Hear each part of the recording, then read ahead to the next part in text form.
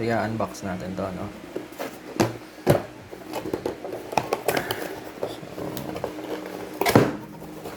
So, galing to kay Lazada. So manual.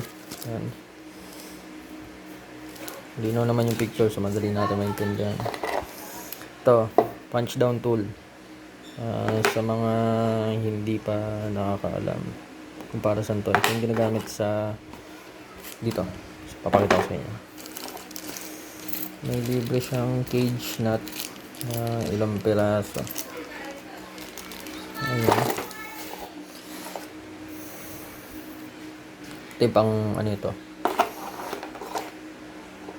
hold ng mga cable. Tapos ito naman ito plastic.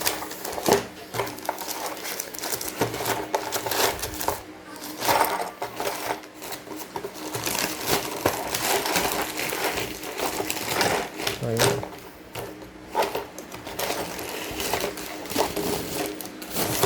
Ayan, so itong binili kong ito guys, sa category 6 to, ano, sa mga hindi po alam ano yung category 6, search na lang po natin sa Google.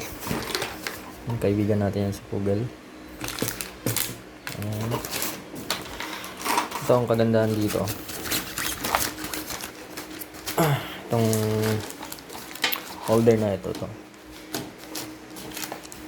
pwede natin siyang mailiko, no, pag naglagay tayo ng mga cable. Saka ang kagandahan pa nito, mga cable, ayan, nalalagay natin dito sa loob bago natin i-punch dito sa mga ayan, sa mga number na nandyan.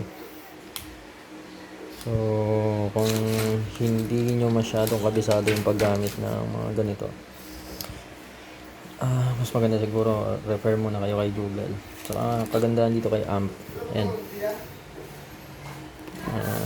Ayun, solido siya, mabigat.